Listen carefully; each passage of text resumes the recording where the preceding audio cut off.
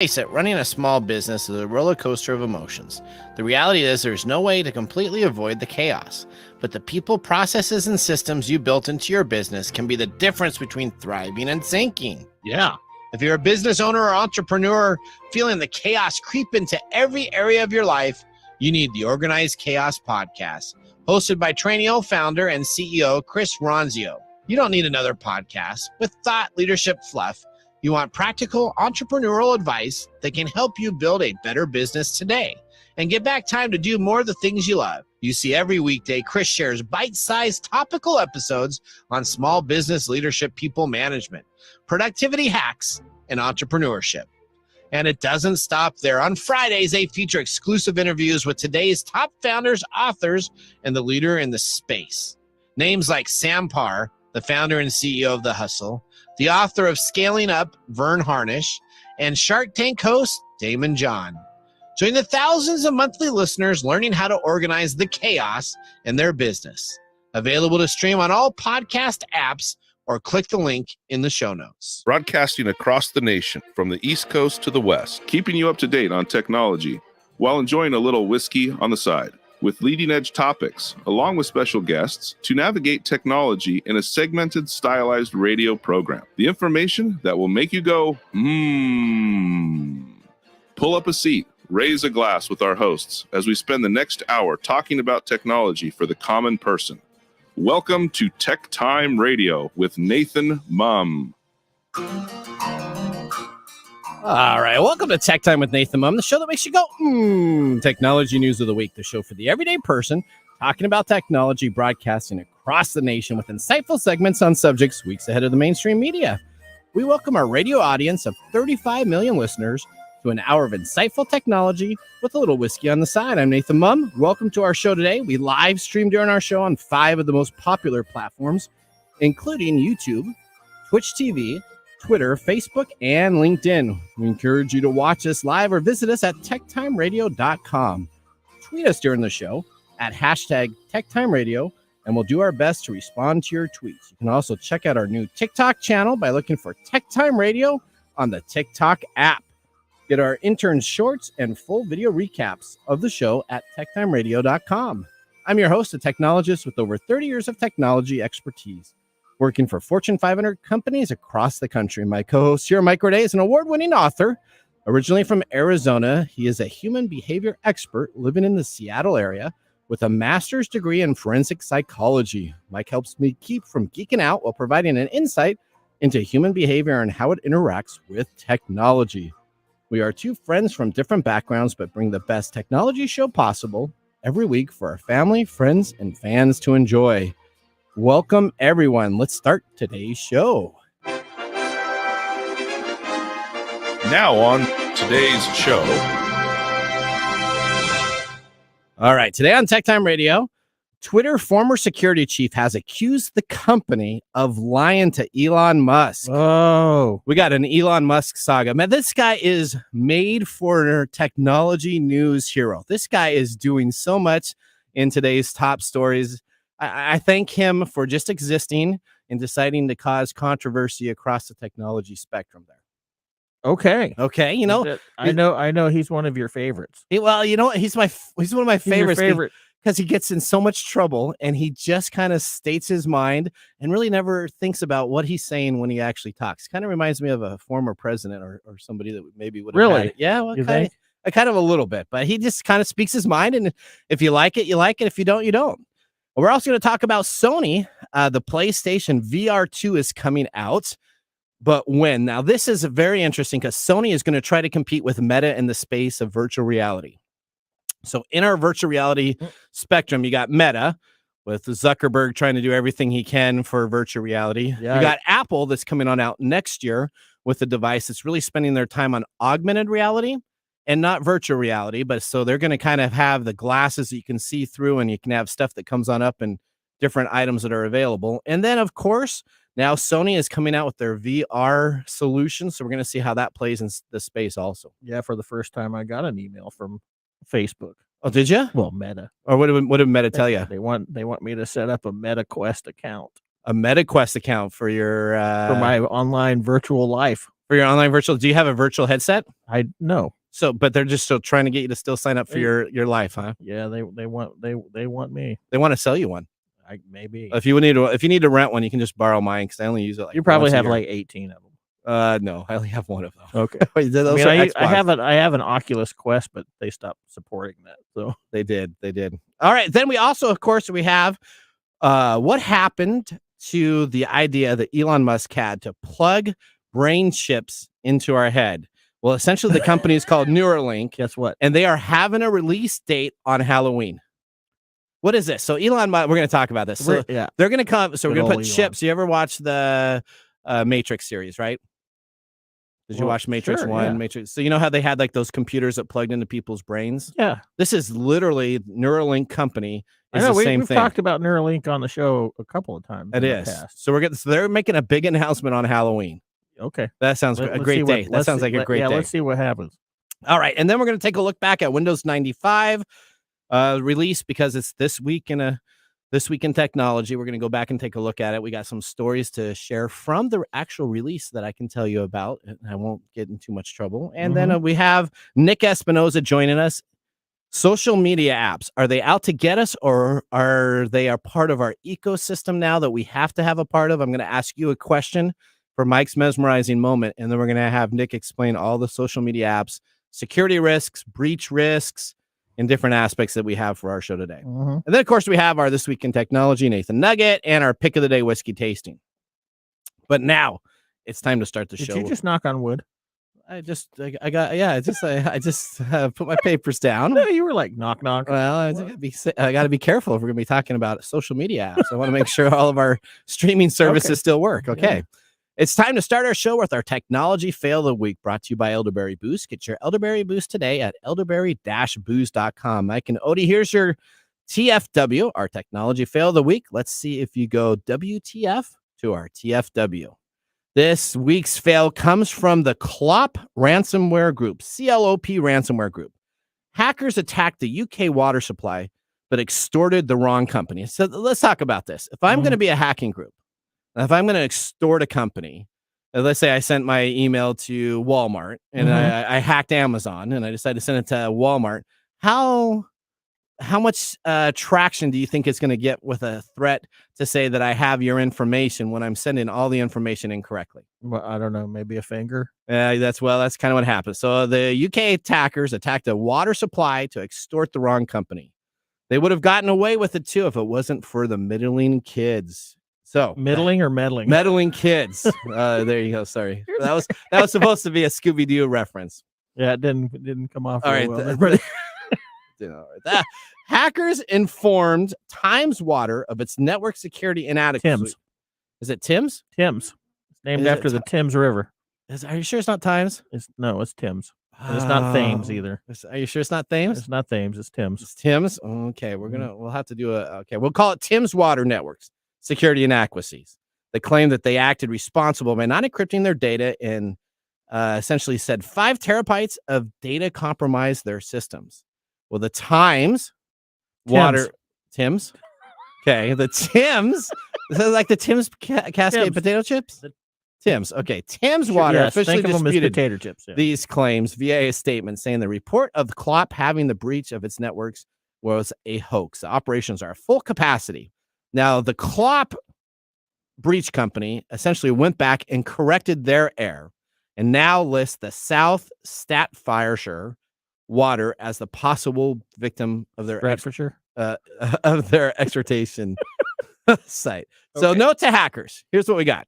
Hey, if you're going to hack somebody, if you're going to extort someone, tactics 101. If you're going to extort a company, make sure you have the correct company name and information when you send the email to them. Otherwise, they're probably not going to pay it. Yeah, they should call their own customer service. They should. Make sure that they call Tim's or Times. No. Okay. All right. Okay. That was our Elderberry Boost TFW. So let me ask you, Odie, if you got a ransomware group email that came to you and said that instead of Odie, let's say they said, Rachel, we wanted you to pay a security payment, and they had your wrong name, wrong information, would you consider it a credible source? No. What would you do with it? Ignore it. And just delete it, right? Yeah. Okay. Even if they had my name, I'd be like, why are you going after a broke college kid? Like, what? What are you doing? Okay. Yeah, that So- doesn't make any sense. And that's why they're called Clop. Yeah. That's what they call clop? Yeah. Why is that? I don't know. It just sounds like glop or Like a glop clop or plop? plop. Maybe a plop or something. know. All right. Well, we're gonna. You know what? We'll have to ask Nick what he thinks about extorting a company with your incorrect information. Extorting the wrong company. Yeah. Hey, okay. you know, even hackers make mistakes. Yeah, Yeah, but that's a pretty big mistake. that's to you be- spend all your time hacking into Yeah. a company. You should Yeah. probably know what you have. Yeah, that's the marketing firm, marketing company. So what happened is marketing the hackers section. were all done and they've turned it over to their They turned it over to the sales- marketing, their sales group, and yeah, and the they sales group botched said, it. "Oh crap." They even Yep. sent pictures of incorrect email addresses, That's saying that awesome. we had compromised. Here's your email addresses, and the Eh, company. you know, I don't know. went back, says- Should we give them a little grace there and say, well, they're just starting up? Or Well, I haven't heard of them before, so maybe Okay. maybe they're new. Maybe maybe it's a little bit of the degenerates from the other major hacking groups all working together. it seems like they would have more experience in extorting the right company. There we go. All right. Well, we also have our whiskey tasting. So we're going to have our whiskey pick of the day. We'll see if it gets 0, 1, or 2 thumbs up by the end of the show. You want to make sure you listen all the way through to pick up some interesting facts on Mark's Mumbles that will make you go, Now it's time for the latest headlines in the world of technology. What's happening in the world of technology? This is our top stories in the first 5 minutes. All right. As I led off with, what is Elon Musk up to this week? Well, Elon told staffers at his brain chip company Neuralink he's frustrated with their slow progress. For current and former Neuralink employees told Reuters that Musk had expressed frustration to staff over slow progress. Musk recently approached the CEO of a rival firm, Synchron, about a potential deal. So essentially, his company that he owns, Neuralink, is too slow. So he decides to go on out and go to Synchron, which is the competitor, and ask them if they're interested in a potential deal. Now, the reason is because Synchron actually has tests that are happening on humans right now, and Neuralink hasn't got the approval to do any human testing. So that's kind of a big thing. If you're going to put a chip in somebody's head, you probably want to be the first to market to get the human testing to be allowed. Right? Yeah, sure. What type of humans do you think sign up for this? Nerds like you. I don't know if I don't know what type of a human would do that, but okay. So essentially, Musk was all upset with them last week. At the end of last week, he came on out, said that this company is doing horrible. Then the following day, he decided to send out on Twitter that Neuralink is going to have a meeting that will happen on October 31st that will talk about the progress and update it in a show and tell place without talking into any of the Neuralink's CEO or staff. So he got mad. So he pitched a fit because they aren't as where he wants them to be. He called a rival company and said, "Hey, my company sucks, and I may want to do some business with you." And then he goes back and tells his company, "Oh, on the 31st, we're gonna do this thing." Yeah, he did an old open I up a feel can like- of I whoop feel ass like and there's say, "I'm some going to Iron get you to Man- work" type of deal. Yeah, I feel like there's some Iron Man 2 stuff going on, you know, when they show all the little test of the guy. The Iron Man suits. Yeah, the other guy's Iron Man suits going wrong. and they're all going wrong type of deal. So you think that's what's going on? Well, I feel like that would be a, you know. only Elon Musk can say that his company that he's investing all this money in is slow. Say we're going to have a meeting and you guys are going to make a show and tell I guess event. he could offer to buy the other place, but you know, he's got all his money tied up in this whole Twitter thing, so I don't know. That's going to be interesting. All right. I think you got story number 2, don't you, Mike? No. No, I'm kidding. All right, so this is really cool. All right, do you have that sound? Listen to this.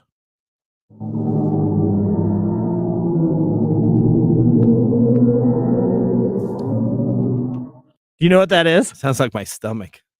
Oh, when I haven't eaten for a while, but no, what is that sound? If your stomach is a super giant black hole, then, well, it could be, huh? Could be.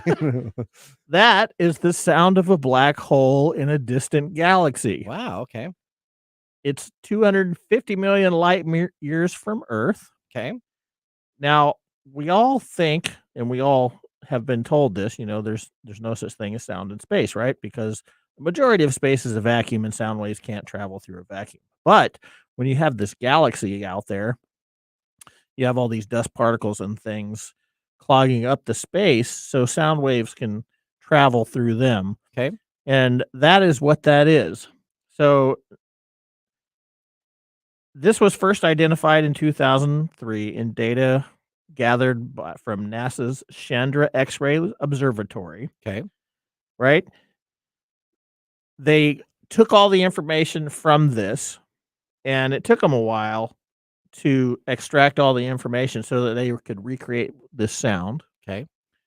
And as it turns out, the sound waves that in their natural environment there is a whopping 57 octaves below middle C, which means this is a really, really deep baritone sound that nobody can hear. Okay. So in order to produce this sound digitally, they've had to raise the frequency quadrillions of time. Okay. A quadrillion is a million billions. Okay. So that, and it sounds creepy. It does sound creepy. It So that sounds is the really sound of a creepy. black hole. That is the sound of a black hole. Yeah. And Or essentially your in, stomach. or is essentially in like Space Odyssey or any of these other sci-fi movies when they have that big black hole making that noise, I guess they get nailed it Sure. right on the There right you on the go. button, huh? There you go. So that is the sound, and of course this is digitally amplified and mixed with other data in order to create what that actually sounds like. So nobody went out with a microphone to this galaxy and held it up to this. Are you black sure hole. though? I'm pretty sure. You know what? They could have had Vulcans out there. They could have been Okay. actually from Yeah, the Vulcan boy, laboratories. did I walk into that one. in some Star Trek universe where they actually already had this in a database. Star Trek. Star Trek, right? Okay, here we go. Story number 3. Okay. Congress is looking into Twitter whistleblowers' claims that the security of Twitter's underlying infrastructure is lacking, and essentially that Twitter you mean spam is accounts. yes, and Twitter has been lying to Elon Musk No. about spam accounts. Essentially, this is just amazing. Essentially, they're just going to court here coming up next month, and now the Senate and congressional committee leaders from both sides of the aisles are looking into claims from Twitter's former security chief that the platform has extreme deficiencies in terms of protection against hackers. You know what? We're going to ask a little bit about that with Nick today. Like, so we're going to talk about it. I feel like Congress and the Senate are spending way too much time talking about social media and not technology. Enough, yeah, and not not enough, running the not company. enough about anything else. That's the only thing that they're understanding their grasps to nowadays. All right. So if the claims are accurate, which it could be, they can show some dangerous data and privacy security risk for Twitter users around the world. Essentially, this may play a key role, which is probably why it got leaked or came out, into the opportunity for Elon Musk, who is trying to get out of the buying of the company. The two sides are set to still go trial in October. So we'll see what happens. Story number 4. Sony says the PlayStation VR 2 is coming in early 2023. Sony's PlayStation VR 2 headset is coming in early 2023, according to posts the company made on Twitter and Instagram. Sony has been trickling information out about the upcoming headset over the past several months, and now we have a hard timeline of when they can expect to get our hands on the hardware. Of course, not are we really. sure, because we're just see Elon telling people that this is going to happen no matter what, and then he's yelling at them for not being able to do it. Well, this is what. So Sony's going to come out with their 4K set, VR2, and it's essentially can hook into the computer. So it's not proprietary to the Sony station. You can actually hook it into a computer and have it work, or in case you can plug it into the PlayStation 5. Now they're going to have limited releases that will have the ability to connect with a single USB-C cable to charge this and to connect this. So really, this is going to become the eBay's market once this headset gets released for, of course, the first 2 years, because no one will be able to get supplies of it. But then after that, I guess it'll be commonly available for everybody in 2025. Okay. So there you go. Yay. Any new technology? I mean, people still are now just getting the PlayStation 5. It's been out on the market for 2+ years, and finally inventory is coming on up so people can get it. But Sony makes this announcement that they're going to have 20 major games available for this headset upon release. Really? Yeah. Who's going to play it? There's going to be so many headsets. There's going to be a plethora of headsets out there. You know what plethora means, right? I do. Do you? Well, of course I do. Okay. I watched the Three Amigos, so of course I know. Oh, what okay. plethora.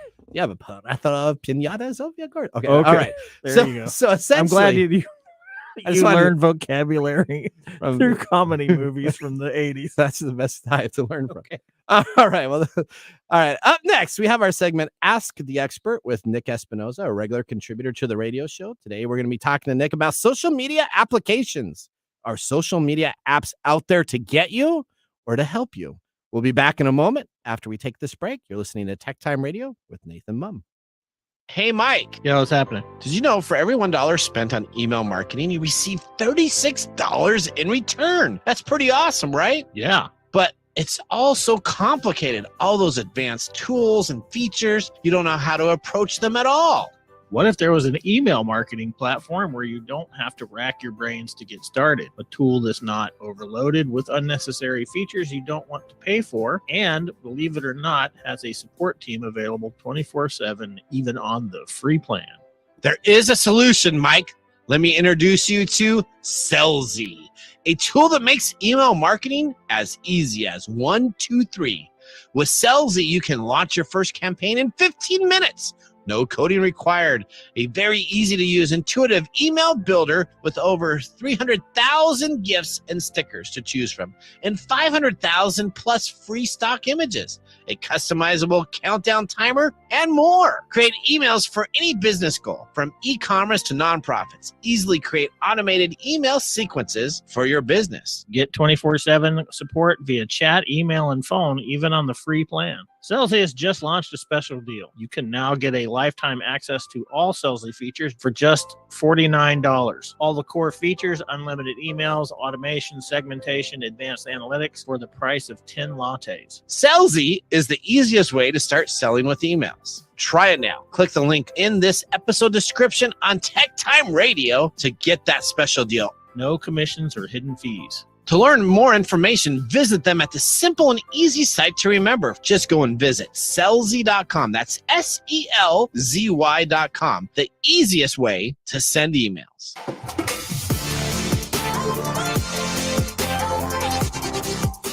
Welcome back to Tech Time with Nathan Mumm. Tech Time Radio is a weekly hour technology show that talks about current technology in a simple format without having to geek out. Brought to you by myself, Nathan Mumm, and Mike Day. We just had our first whiskey tasting during the break, and now let me tell you all about what we're sipping in our pick of the day.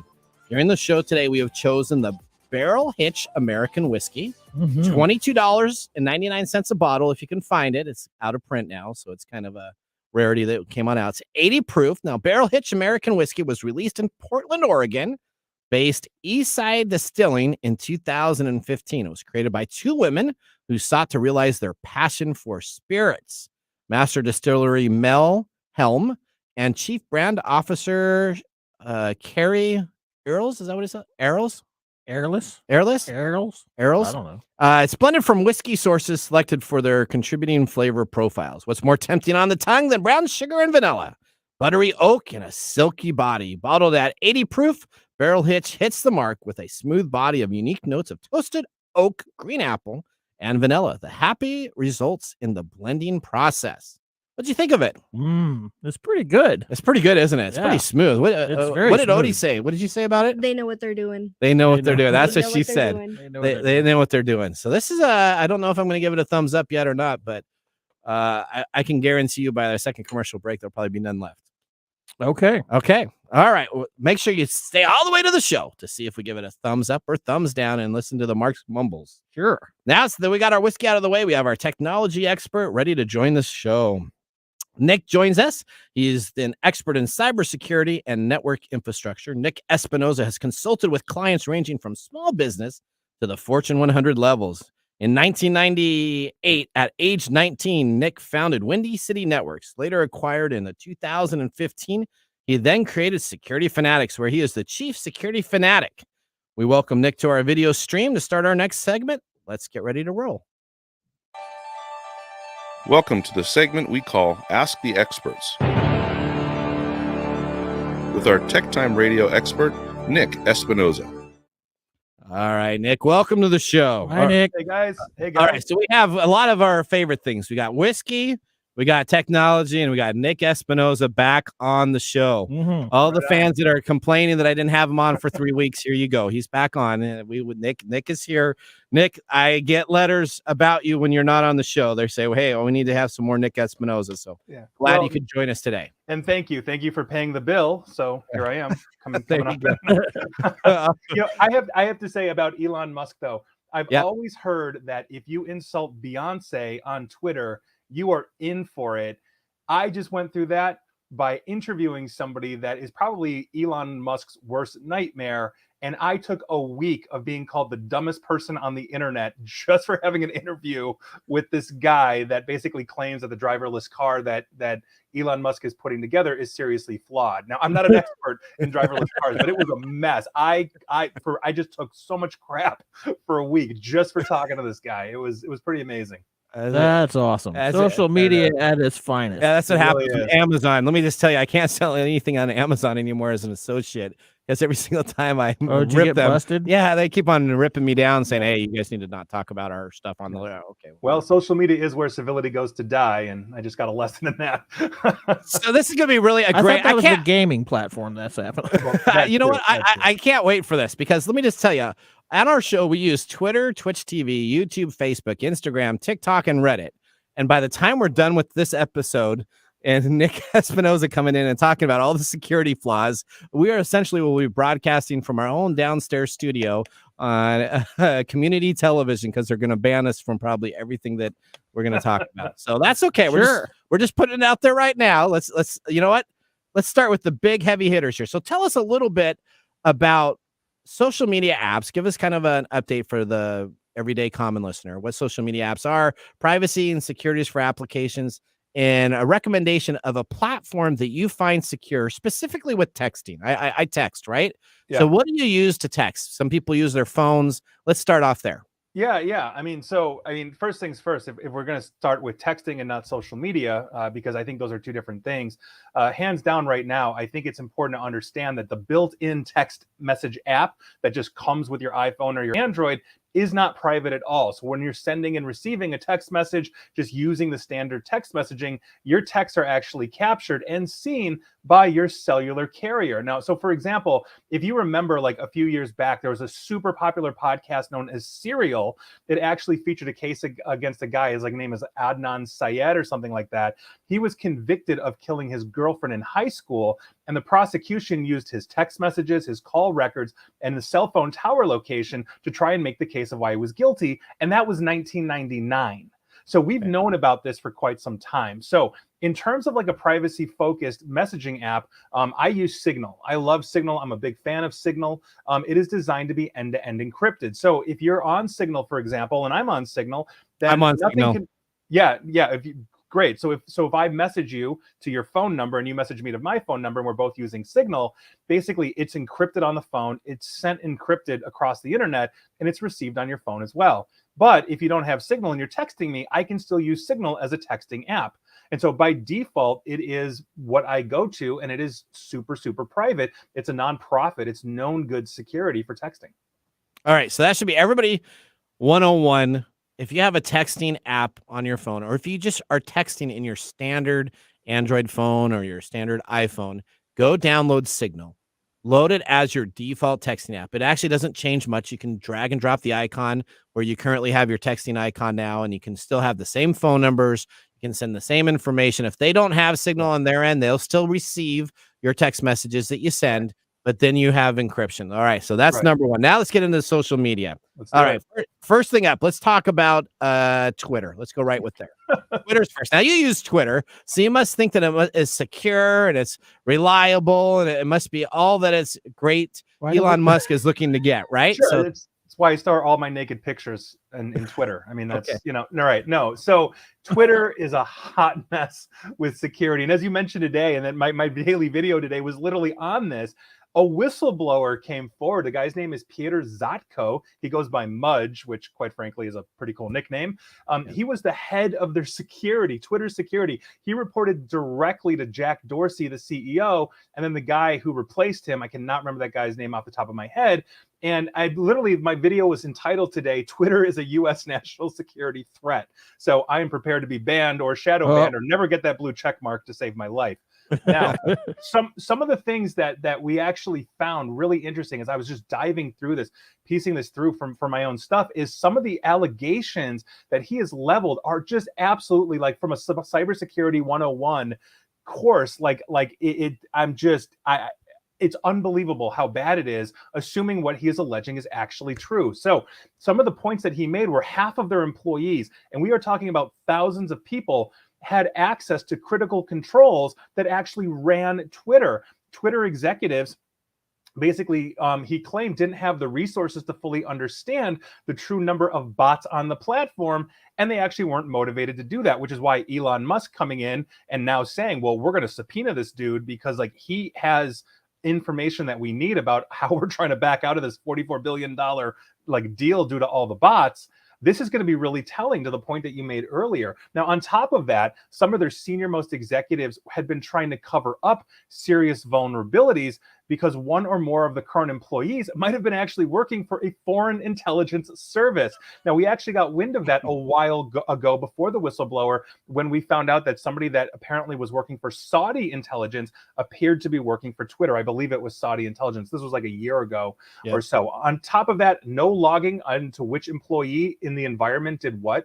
Meaning you've got 50 people logging in and making a change and you have no idea which the 50 did that. Not to mention they've had past data breaches. We saw crypto scams coming from like Bill Gates's Twitter account. Like, hey, follow me for Twitter, like for crypto advice. And it was some guy that broke in. And think about it this way, from the national security threat. Could you imagine if a Twitter employee decided when Donald Trump was still president to basically tweet as him, because he was using Twitter like 80 times a day, to say something like, I've ordered my general to nuke China tomorrow. Everybody get ready. Like these are the things that we are talking about. I mean, some disgruntled random employee could have started World War III. And it's absolutely insane how wide open on the back they are if all of these allegations are true. And given the past breaches, it's looking pretty accurate right now. We'll see. All right. So let me ask you, after we go through each of these apps, are you going to you use Twitter right now, even with the security breaches that are there? Are you going to continue to use Twitter? Oh, yeah, of course. But here's the thing. Here's the thing. Here's what people don't understand.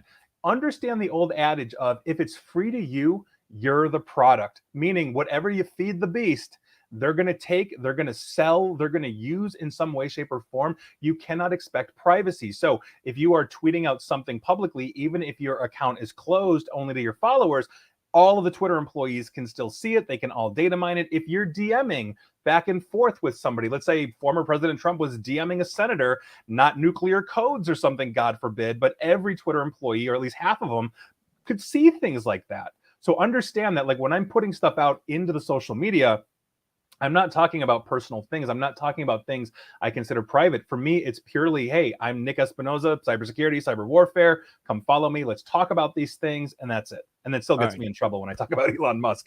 But yes, I will still use it. All right. Next thing we're going to go to after Twitter, we're going to move to streaming video. Let's talk about YouTube and Twitch.tv. We do a lot of our streams are streaming there right now. I really enjoy YouTube. I've had the least issues with YouTube on any of our violations or anything that we would have if we talk about anything. Twitch.tv has been really easy to use. Also, they don't really regulate or censor too much stuff. I mean, they got crazy girls in pools and bikinis playing video games on there, all the way down to people doing cribbage type of stuff. So, I mean, it's a plethora of different. Boy, you're just going to use that word all over the place. Huh? It's a plethora of different items that are there. So tell us, what do you think about security and our risks on Twitch.tv and YouTube? So, you know, it's interesting, too, because Twitch just had a massive data breach that dumped out to the world just how much people were actually making money on the platform. So you're talking about that, let's say, woman in her swimsuit, you know, making money. There were people making millions of dollars about that. I remember we actually talked about that on the air. And sadly, Nathan, you or I are seriously not making that fat Twitter cash. We're not. We're not in that top tier because apparently we're not playing video games live enough. So I think it's really interesting. But what that breach actually tells us is that internally in Twitch, they keep a ton of information on their streamers and users. And it's not just accounts payable, as they're paying out for all of these things. They know what you're doing. They know how much time you're spending on the app. They have intimate details, as Amazon is also, if you didn't know, one of the largest data miners in the world. So in terms of that, I mean, that's obviously a huge issue. Again, if it's free to you, you're the product on there, unless you are actually creating content and getting paid for it, unlike the 27 cents a month I probably make. So with that, we can talk about YouTube.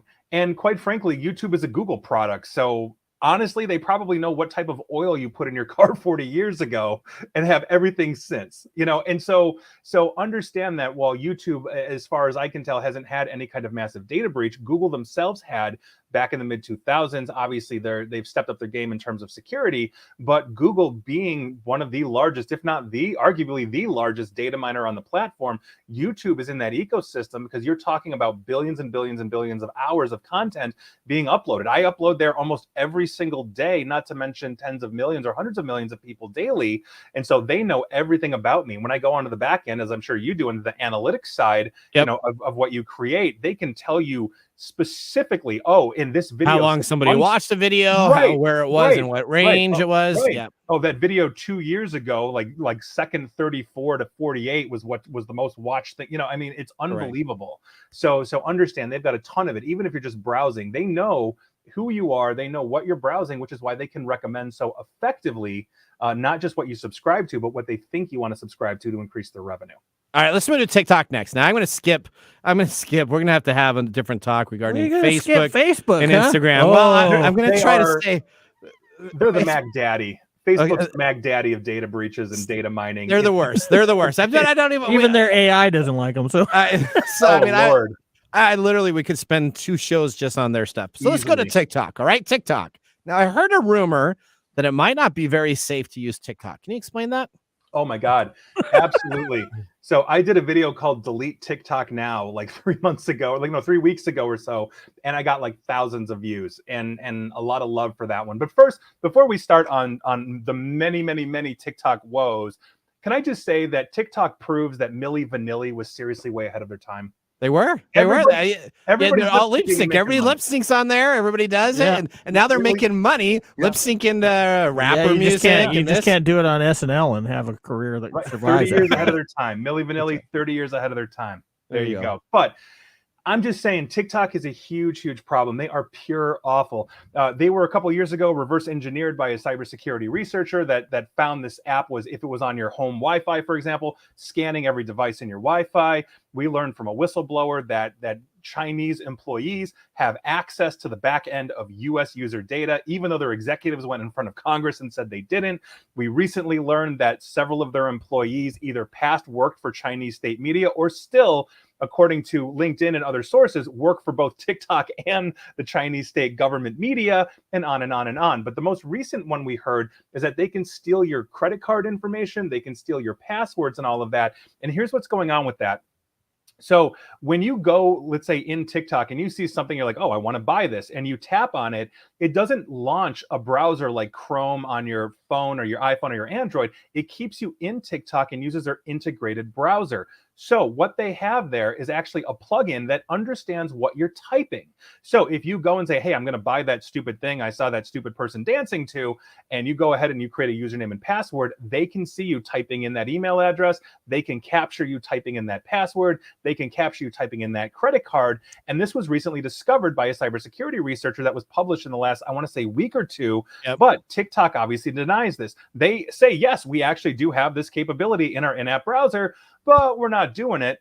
That's not what we're doing. We're doing this for improvement, performance, or whatever. So that's right. So feel free to believe them after all the plethora of falsehoods that we've seen over the years. There you How go. perspicacious of you. That's right. That's right. Okay. All right. Last thing we're going to talk about, because we are always late for time. We just need to do like a 3-hour show, and then it could be perfect.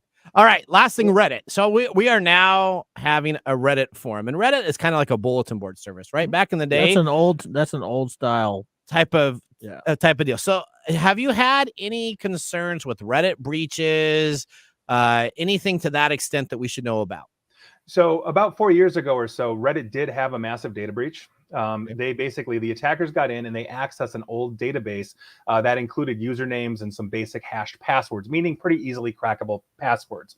Reddit has since stepped up the game, but like anything, Reddit is free to use, and so they're going to see everything that you do. You've got private boards, you're messaging people, whatever that is, they can be seen. But overall, as long as you understand the old adage of if it's free to you, you're the product, when it comes to social media, to old style bulletin board services, whatever it is, then understand that whatever you're putting out there, it's not just you, it's everybody's. Like when I'm talking with students, I always say, before you send that picture to your classmate, before you text it or message it or whatever, understand that what would happen, or what would you like the entire school to actually see what you're doing? Meaning that risque picture, do you want your parents, your teachers, every classmate to see that? Maybe you shouldn't send it. And I use that when I'm talking about Reddit or Facebook or any of them, where I'm saying, hey, if you think this is questionable, understand it's not just you or you and your friends. It's you, your friends, and whoever owns Reddit, or Mark Zuckerberg and 80,000 employees, or whatever the platform is, or the Chinese government if it's TikTok. So understand that these are things that we really have to take into consideration. We need to start building this filter. But in terms of Reddit, I mean, they're in the same boat with everything else. I just expect everything that I do to be analyzed by them, captured by them, and that's essentially what we're talking about. So that's kind of the note here. Everybody, if you're going to be using a free service, you're out there, you need to understand what you're posting, what you put out there. Nothing is private. If you're using a free email client, you're using Yahoo, you're using Google's free email, you're using Hotmail free email account, or Outlook, whatever they call it now. Unless they specifically claim privacy first, meaning Signal is free, but Signal is a nonprofit. Proton Mail is free, but we know it's good encryption because they have a paid wing that you can go and buy more from them, right? To basically balance that. But the Gmails of the world, the Facebooks of the world, they are all not private. They're not. And if you have TikTok on your machine or your phone and you're going to do a credit card purchase, best of luck to you. China will know how to get a hold of you. All right, there you go. You have TikTok on your phone still? I have a TikTok on one of my phones. Yes, I love TikTok. I posted my first TikTok video. I don't have TikTok, but I think you told me. We did. We have posted. Our TikTok. We got interns doing them. I know. We're doing very well. See, if you go to TikTok and look for TechTime Radio, you can see everything you need to know. All right, I think we have 5,000 followers. Okay, well that's pretty big for a small technology show. We're not like but how many videos do you have? I think we got 4. like 10. We got like 10 now. Okay, we got. Okay, all right. Here we go. Nick, how can we get in touch with you? Yeah. I mean, feel free to connect to me like on LinkedIn / Nick Espinoza, or follow me on Facebook and Twitter at Nick AESP. You'll see my mugshot there. Come hang out. Come find me. Always happy to have followers and interact. All right. Thank you very much, Nick. Take care, Nick. All right. That ends our segment, Ask the Expert. Up next, we have This Week in Technology. So now is a great time to enjoy a little whiskey on the side. We'll see you after this break. Hey, Mike, What? have you heard of elderberry? Only in reference to a Monty Python movie. Well, let me tell you, Elderberry Boost. Again, that's elderberry-boost.com. Elderberry Boost. Yes, Mike, that's Elderberry Boost. You can choose organic Elderberry Boost, that 8-ounce size. It's available on sale right now at $11.99. But you're listening here right now on TechTime Radio, so you need to go to Elderberry.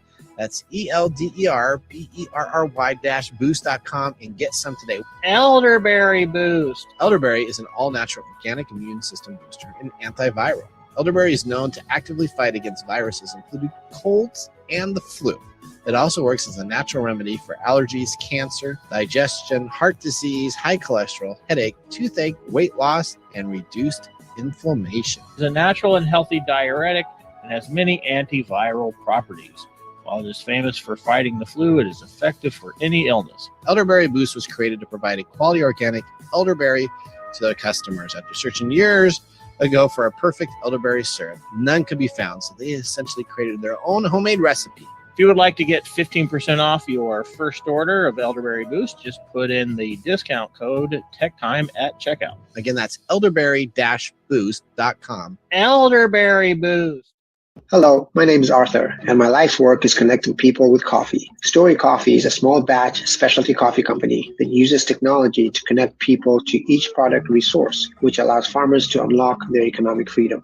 Try our medium roast founder series coffee, which is an exotic bourbon variety that is smooth, fresh, and elegant at storycoffee.com. That's STORI coffee.com. Today you can get your first bag free when you subscribe at storycoffee.com with code TechTime. That's STORI coffee.com.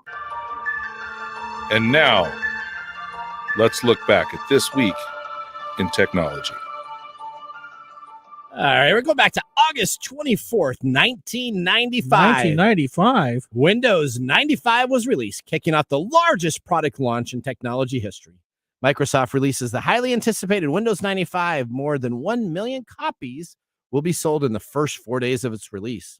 Accompanied by the extensive marketing campaign, Windows 95 introduced numerous functions that we feature in our standard interface today, such as the taskbar, notification area, and the start button. The start button. Windows 95 merged Microsoft's formerly separate MS-DOS and Microsoft Windows products and featured a significant improvement over the predecessor, most notably in the graphic user interface, and is simply called the plug-and-play features. Now, I have a little story here. So I have some Windows 95 stuff here. I actually have, here you go, here to show the cameras. That's a Windows 95 floppy disk and CD. And here's a Windows 95 upgrade CDs. Essentially what these were for, you got to remember, back in the day when we had DOS and Windows, everything was on this thing called floppy disks, right? So here is literally my interface right here. This is DOS 6.2 and Windows 3.1. Yeah, and Windows 3.1. Essentially, all of our operating system was this. This was the first time an operating system was released on either 12 disks that you could get to load it or a CD, and they had a bootable disk that you could put into the drive that would boot up and replicate an operating system. Yeah, I remember the good old days where you had to have a boot up disk. You had to have a boot up disk that would boot up to your deal. Now, I have a laptop that doesn't even have a CD-ROM drive. Do you have a laptop that doesn't have a CD-ROM drive? Yeah, most drives, most ones don't. Yeah, like have a new Alienware or no. something like that. They don't even have CD-ROM drives, let alone a floppy drive would be something that would just be out of this world. My old XPS has a CD-ROM. Does it? Yep, and that's from 2012. So I was working at Microsoft and building one at the time when Windows 95 released. And let me just tell you, it was the biggest party I had ever seen, still today in my life, that I've ever been at. It literally, Microsoft 1 Redmond Way, the street, essentially had kegs on the corners as you would go down here, as they had the field. That's a block party, buddy. So there was kegs that you could self-pump. There was an open soccer field that you could play all your sports in. And it was unbelievably the biggest bash ever. Jay Leno came on in, helicopters were flying around. It was the biggest 3-day party I've ever been a part of. All right, there you go. All right, well, that was This Week in Technology. Yeah. Have you ever wanted to see some Tech Time history? Well, all you got to do is visit us at techtime.com, techtimeradio.com to find out more information regarding the show. We're going to get to a commercial break. When we return, we may have a quick segment of letters or we may have to skip it, but it's a fan-based segment, so we'll see you after this break. Hey, Mike. Yeah, what's happening? Did you know for every $1 spent on email marketing, you receive $36 in return? That's pretty awesome, right? Yeah. But it's all so complicated. All those advanced tools and features, you don't know how to approach them at all. What if there was an email marketing platform where you don't have to rack your brains to get started? A tool that's not overloaded with unnecessary features you don't want to pay for, and, believe it or not, has a support team available 24/7, even on the free plan. There is a solution, Mike. Let me introduce you to Sellzy, a tool that makes email marketing as easy as 1, 2, 3. With Sellzy, you can launch your first campaign in 15 minutes. No coding required. A very easy to use, intuitive email builder with over 300,000 gifts and stickers to choose from and 500,000 plus free stock images, a customizable countdown timer, and more. Create emails for any business goal, from e-commerce to nonprofits. Easily create automated email sequences for your business. Get 24/7 support via chat, email, and phone, even on the free plan. Celsius just launched a special deal. You can now get a lifetime access to all Celsius features for just $49. All the core features, unlimited emails, automation, segmentation, advanced analytics for the price of 10 lattes. Celsius is the easiest way to start selling with emails. Try it now. Click the link in this episode description on TechTime Radio to get that special deal. No commissions or hidden fees. To learn more information, visit them at the simple and easy site to remember. Just go and visit Celzy.com. That's SELZY.com. The easiest way to send emails. And now for Mark's Mumbles.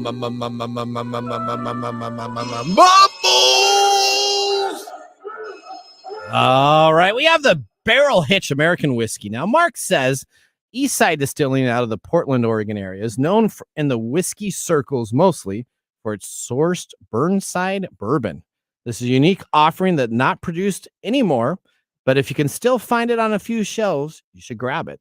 This is a balance of low-end sipping whiskey and makes a solid cocktail and is truly original. It's one of Mark's first bottles that he ever got into regarding whiskey. So this was like one of his first historical whiskey tastings. Mark is glad that he has experienced this whiskey, though another bottle will not make it to his shelf anymore. Mark would give this a thumbs up. So his shelf now is matured and is tasting, I guess. I don't know why he wouldn't put this on the shelf because I am clearly done with my thing. It's no longer available. So maybe that's why you can't get it on the shelf, huh? Maybe. Okay. All right. Well, that was our Mark's Mumbles. I'm just spitballing here. Okay. Well, let's get ready now to go to our mesmerizing moment brought to us by Story Coffee. This is Mike's mesmerizing moment, presented by Story Coffee. Visit storycoffee.com. All right, Mike, here's your question for you. Why do we want so badly to use social media apps? Yeah, that's so funny because I don't know if we want to, but there's a lot of pressure to do it. Right. So there's a lot of factors that are involved in social media. Okay. One is unconscious and conscious social pressure. Okay. All right. Everybody asks what social media platform are you using? Where can I connect with you? Okay. So it lures us in with connectivity. Okay. We can connect with people all over the world. Okay, I can connect to my family who lives in Georgia, or I can connect to somebody who lives in Australia. Okay. So there's that. There's also and so that drives part of it, that need for connection. We have this need for connection. Okay. And even if it's on a virtual format, there's also the voyeuristic side of us. All right. That's kind of what TikTok was developed as. Yes. We all want to look into anybody else's lives and see what they're doing. So this is where this thing called YOLO comes from. Yeah. You only live once, and FOMO. Fear of missing out. Fear of missing out, right? So we have all these things that are working against us to do this. We're trying to keep up. And so we also know that social media has a lot of addictive qualities to it, right? So with the amounts of likes and dislikes and things like that, you get dopamine shots every time you get a like. So now, do you use a social media platform? I use them, but I don't spend my day on them. You don't spend your day on them. No. Okay, so if I was trying to direct message you, what would be the best way to do that? Just text me. Okay. Using Signal. Using Signal. Not through the standard text app. I don't care. Just, just text me. Just text you. Okay. But as far as social media goes, there's so many factors around why we need to use it because of the social infrastructure that connects us to this and creates the pressure to get on to these things. There's the economical piece too, right? Yep. Right. As a business, we have to be on these because this is one of the primary ways that we do drive revenue, advertising. We advertise. Yep. Now. So there's all kinds of different factors that creates an almost irresistible urge to be on these things, even though they are not private, even though they are just make sure you know feeding grounds for posting. Really negative emotional content. All right. Well, you know what? Speaking of emotional content, I think we should move into content regarding our pick of the day. Well, that was very good. And now our pick of the day for our whiskey tastings. Let's see what bubbles to the top. Trust me, I got plethora again. Oh, you just stole it from me. I was going to say I got a plethora of more information to give you. All right, so here we go. We got the Barrel Hitch American Whiskey, $22.99, 80 proof, out of Oregon. Thumbs up or thumbs down? Thumbs up.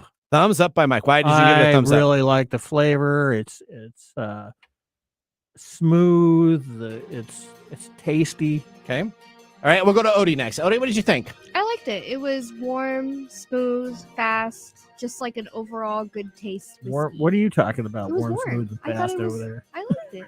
She Sir. liked it. All right. Well, the Barrel Hitch American Whiskey, I'm going to give it also a thumbs up. So that's our $22 bottle, pretty inexpensive bottle that you could have. That You you could old really fashioned. can't You get can mix anymore. it. You can't get any more. If you can find it in Oregon, it's the Barrel Hitch American Whiskey. Now, just about ready to end our show. Remember, if you want to find out, We'll have to talk about letters next week, I think. yeah, we're gonna have to do letters next week. So we have fan favorite letters. We will bring that back next week. Nick took us a little long. Of course, we always go a little long when he talks, but it's always great information. If you want to learn more about our show, you can always visit us at techtimeradio.com. You can watch our TikTok videos. We're not going to get off that platform. We'll still be there. Yeah. What's the word of the day? What's that? What's the word of the day? Word of the day? Plethora. We have a plethora of information to share with our listening audience. Okay. All right. Do your thing. Remember, the science of tomorrow starts with the technology of today. Bye-bye. See you next week. What are you trying to... Thanks for joining us on Tech Time Radio. We hope that you had a chance to have that moment today in technology. The fun doesn't stop there. We recommend that you go to techtimeradio.com and join our fan list for the most important aspect of staying connected and winning some really great monthly prizes. We also have a few other ways to stay connected, including subscribing to our podcast on any podcast service, from Apple to Google and everything in between. We're also on YouTube, so check us out on youtube.com/techtimeradio, all one word. We hope you enjoyed the show as much as we did making it for you. From all of us at Tech Time Radio, remember, Mumm's the word. Have a safe and fantastic week.